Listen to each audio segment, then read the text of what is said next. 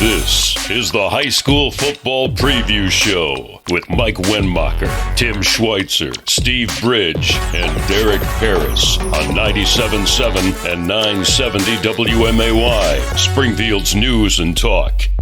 Welcome in to another edition of the High School Football Preview Show. I am Mike Wennmacher, joined as always by Steve Bridge. You hear him on the Rochester Rockets broadcast. We also have Tim Schweizer. You hear him on the SHG Cyclone broadcast. And of course, from Channel 1450, Derek Parris. Appreciate you guys taking the time. And hard to believe after this week, a third of the season will be done already.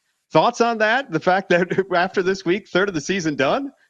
My thoughts are it's going to be 95 degrees on the third of the way through the season, and it was like 54 degrees just a week ago here. So one thing doesn't seem like the other right now, Mike. Tim, thoughts? If it's 1/3 of the season, that means nobody makes the playoffs. Mike, we're thinking we want everybody playing as deep into November as possible. Very true. I like the way you put that in perspective. And Derek, I'm sure for you, you're the same way as Tim. It's like I still got a long way to go. Yeah, I think especially the three teams that we feature on this show, I think all of them plan to play at least a few more games than that, and hopefully an extra half a season at least to get to normal. All right. Well, before we get into the week 3 matchups, let's look back at week 2. And Steve, we'll start with you. Rochester, Mount Zion. I thought that it lived up to the hype. The light bulbs were plentiful on the scoreboard, but still the game itself lived up to the hype. Take us through what you saw from that game and that victory from Rochester. Yeah, totally lived up to the hype. It was deserving of 2 versus 3. It was a 28-24 victory for the Rockets over the Mount Zion Braves, a game at Mount Zion. And what happened so early on, kind of a really big defensive struggle that maybe not everybody was anticipating between teams with a lot of offensive weapons. Between the two of them, between Rochester and Mount Zion. But it was a game that was close. And then you were thinking maybe this is a special teams game when it comes down to something like that, because Mount Zion was winning the punting game, something you don't talk about very often in a game against Rochester. The team that punts better is the team that's gonna win that game. They also Mount Zion's just regular place kicker was fantastic. He only allowed the Rockets one opportunity to bring a ball back on a kick return. So otherwise he was plugging the ball deep in the end zone, and it buried Rochester generally with just really awful starting field position. So that's why the game was tight for a while, because both teams were doing their jobs. The Rocket defense was better than the Mount Zion defense, even though early on Mount Zion was leading that game with a couple of really long touchdown passes. And then it just turned into the Caden Stout game. Sometimes games get named after players, and it's a shame you can't name this one after all of the other 5 offensive linemen that really helped Caden Stout take control of the football game for the Rockets in particular in the second half. But he winds up with 300 yards rushing. He winds up with an extra 58-59 receiving. So he's 350 plus total all-purpose offensive yards for the Rockets. And in that second half, Mike, he just kind of dominated everything. They just kept handing him the ball, finished with 37 carries. And he was the reason the Rockets walked away there at Mount Zion with that win, because when they needed yards and they needed something to go right on offense, they found Caden Stout. Well, that brings up an interesting question of situationally, obviously Caden was the man, and Derek realized that. But at the quarterback position, have they found a regular rotation, or are they still searching because it's so early in the season? I think they are still searching, Mike. I think they are taking a look at all 3 players they can put back there. And there are certainly some very specific situations where you're going to see Tanner Beal, or where you're going to see JP Leonard, or where you're going to see Cordell Gregory. Heck, maybe there's a 4th player out there that we just don't know yet that Derek Leonard wants to play at quarterback. But that is a mix and a recipe that just has not just been set yet there for the Rockets. And I think it's still going to take a while, right? It's not going to happen just a third of the way through the season just yet for the Rockets to find out what they really want to do on offense when it comes to their quarterbacks. And Derek Leonard admitted this week in a couple other conversations that, they just got to be better in a lot of different places, and being better, I think, in that passing game and managing some of that too. Pass protection although they run blocks really well, the pass protection sometimes hasn't been fantastic for the Rocket offensive line. So, all those things start to come together, and they've got a long time still to work on it because as Tim and as Derek mentioned, this team doesn't want to be a third of the way through the season. They want to see all 14 this year. Hey, Mike. Very much. Yes, go ahead, Derek. Real quick and just add to Yeah, the go ahead. conversation, because I think Yeah.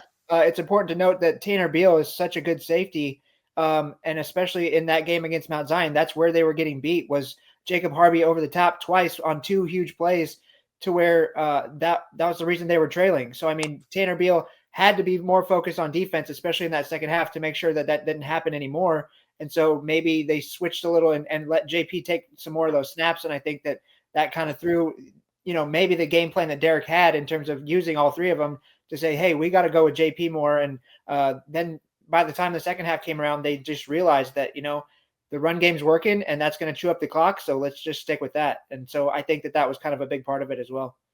That's a great perspective there, Derek. When it's rare that Rochester has a quarterback playing both sides of the ball, and sometimes that situationally forces your hand as well here as we talk in the high school football preview show. So let's go to Tim. Tim, SHG bounces back. They put up 65 on Mascoutah. What did you see from the Cyclones? Was it the offensive line play? Was it a combination of things? What did you see in that offensive output for the Cyclones against Mascoutah? They were still determining on the road trip down to the Metro East to play last Friday night who was going to play where because of all the injuries the Cyclones have had. But the combinations that the coaches determined would work best did work. They had a terrific opening drive, scored a touchdown with Cameron Brinkman, the SHG quarterback, doing a good job running and passing. And then it just snowballed into a good running night for them. They ran for 350 yards, had 3 backs over 100 each, including Brinkman, and he threw for nearly 200.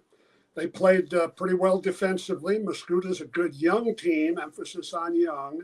Cyclones took advantage of some turnovers and had a nice bounce back after getting thrashed by a good St. Louis team the week before. Yeah, and the fact that they did that on the road has to make the coaching staff feel good as well, right, Tim? Yeah, a big lift for them going into their matchup with Jacksonville over at Jayville on Friday night. So definitely that's the kind of game Sacred Heart Griffin needed after their opener against CBC. As far as the Glenwood Titans, I was talking to Coach Hay earlier this week, and he was mentioning that it was important for them. You hear coaches talk about it all the time, start on time. And that's what the Titans did in this ball game. They were excited to be at home, and he made mention that last year against North County, they got popped in the mouth a little bit. They weren't ready off the bus like they should be, and that's what he kind of instilled in his team of like, let's not let that happen again, and they didn't. He also mentioned that he was really impressed with the physicality that his guys in the trenches were able to match from North County. A very, like we talked last week, very different offense for North County than what they faced in week 1 against Edwardsville. So getting that kind of test of 2 different offenses for your defense to go up against really was helpful for the Titans. And he was really excited to be able to get that many points on the board and get other guys some playing time. They had 4 or 5 guys had carries in the backfield, whereas in week 1, it was Grady Mueller was kind of their workhorse. So they're trying to build depth as they win. And they were able to kind of accomplish that in that week 2 victory against North County. Derek, I want to go to you real quick before we look ahead to week 3. I think we all can agree one of the more surprising results from week 2 was MacArthur putting it on Springfield High. Once again, Springfield High lit up the scoreboard, but couldn't get any stops. What did you see from that game, Derek?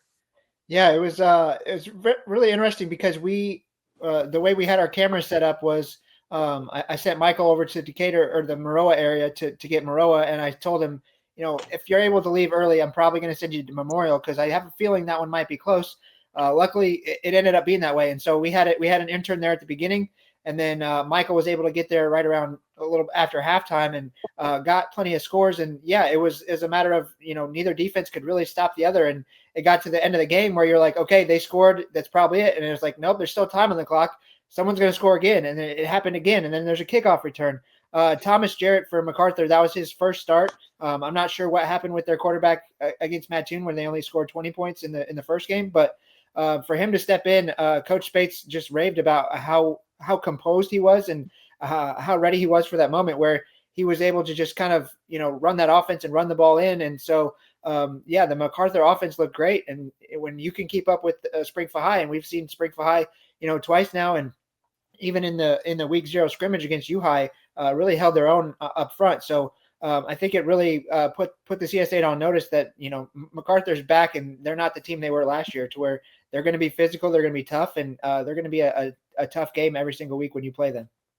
All right, let's look ahead here on week 3 of the high school football preview show to the games we'll be covering on the Woodward family of stations. We'll begin with you, Tim. You probably have the most, what on paper looks to be possibly competitive game as far as the games we'll be covering, as SHG takes on Jacksonville. Jacksonville historically has given the Cyclones a game here and there. What are you expecting with this ball game between the Crimson and the Cyclones? Well, mentioned Sacred Heart Griffin ran the ball very well last week down at Mascoutah, 350 yards rushing. Jacksonville had 350 yards rushing, never threw a pass in their win at Eisenhower last week. So you're going to see the ball on the ground a lot. Of course, that's the Jacksonville style with their double wing option on offense.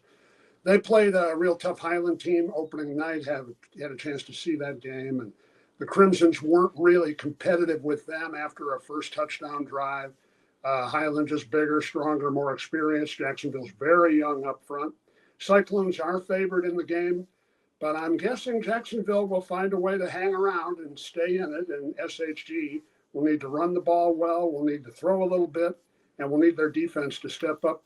They've got to pay very close attention to making sure they manage their assignments, be where they're supposed to be on defense, or Jacksonville will get some big plays out of their run game on Friday night. Yeah, I think you're saying something there, Tim, of that. It's an offense you don't see very often, and you really have to stay fundamentally sound and know your lanes and your roles defensively. So that's going to be a big one. And we all know Jacksonville's a tough place to play. So we're looking forward to that ball game. Where could people find that ball game on Friday night? Of course, it'll be on Sports Radio 1450 AM, 92.3 FM, on the Sports Radio 1450 mobile app, and at sportsradio1450.com from Crusher Rosenberger Field in Jacksonville. And Derek, I imagine that's probably the game you're circling out of all the ones we're covering to be at, to check out as well.